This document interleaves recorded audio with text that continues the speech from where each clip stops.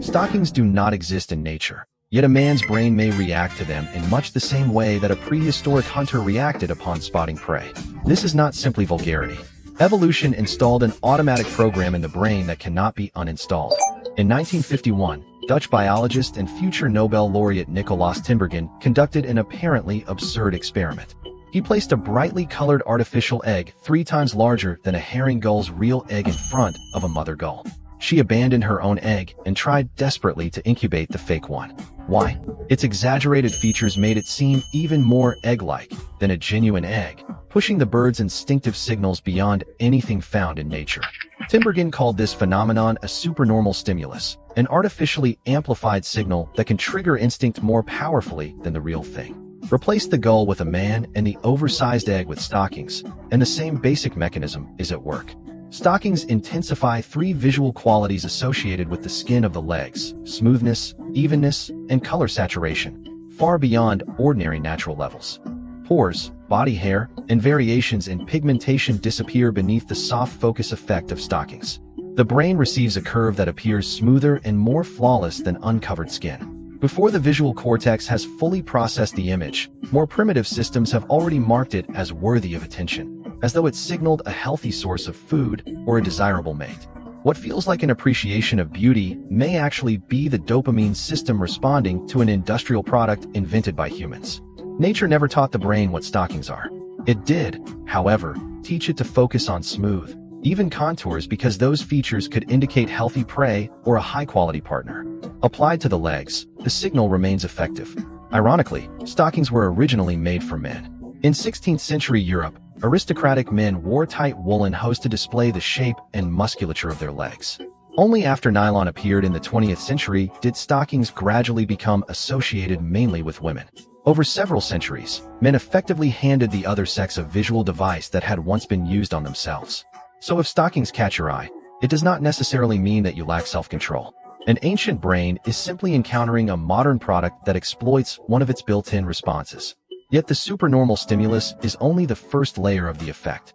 The next, and perhaps most powerful feature, is translucency. In 1994, Carnegie Mellon University professor George Lowenstein proposed the information gap theory. Once people realize that they are close to knowing something but do not yet know it completely, they experience an almost physical sense of curiosity. The mechanism helps explain why suspenseful stories keep people watching and why scratch cards can be difficult to resist. Stockings create the same effect. They allow the viewer to see almost everything, but not quite. The texture of the skin remains faintly visible, while the contours of the legs are softened rather than erased. The brain immediately enters completion mode and uses imagination to fill in the missing details. The problem is that imagination often idealizes reality. The image reconstructed by the mind may seem more appealing than fully uncovered legs. That leads to a counterintuitive conclusion.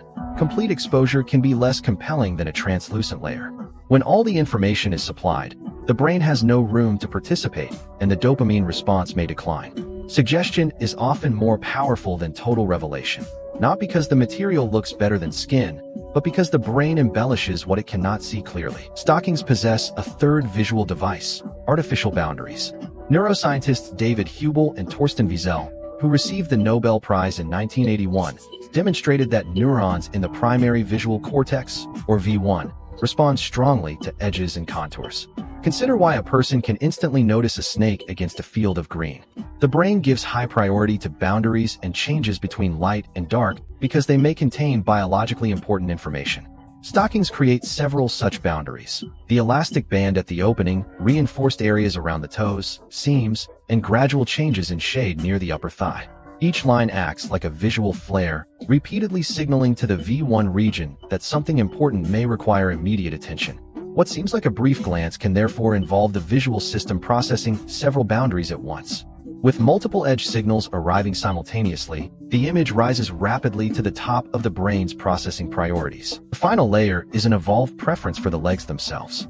The video cites a 2008 cross-cultural study led by Polish evolutionary psychologist Piotr Sorokowski, covering participants from 27 countries. Its reported conclusion was consistent across skin color, ethnicity, and cultural background. A physique with legs about 5% longer than average was generally considered most attractive. Why might this preference exist? Leg growth is associated with nutrition and hormone levels during childhood. Relatively long legs can suggest that a person received adequate nutrition and avoided serious illness while developing. In blunt evolutionary terms, they may function as a visible advertisement of healthy development. Ancestors who noticed such cues may have enjoyed greater reproductive success and passed that tendency onward. Stockings use vertical texture and even coloration to make the legs appear longer. This produces another supernormal stimulus, legs that look even more elongated than naturally long legs. From smoothness and translucency to concealed information, artificial edges, uniform color, and visual elongation, stockings activate not one evolutionary switch, but several at once. These signals can bypass deliberate reasoning and reach faster, more automatic layers of perception. The rational mind may say, it is only a layer of fabric, while instinct has already completed its assessment. Ultimately, this is not a question of whether a particular man is indecent. The human brain still carries hardware shaped in the East African Rift Valley roughly 100,000 years ago, yet it now operates in an industrial society that manufactures supernormal stimuli every day. High-sugar foods hijack taste. Short videos hijack attention. Beauty filters hijack aesthetic judgment. Stockings can hijack mate selection cues. Their underlying strategy is the same.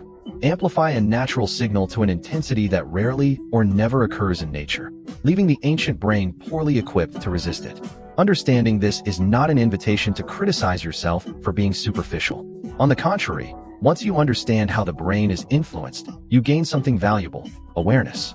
You can allow instinct to continue on autopilot, or occasionally switch to manual control and examine what is making the decision for you. After all, a person who can recognize that the brain is being exploited by a perceptual bug is already far ahead of Timbergen's goal.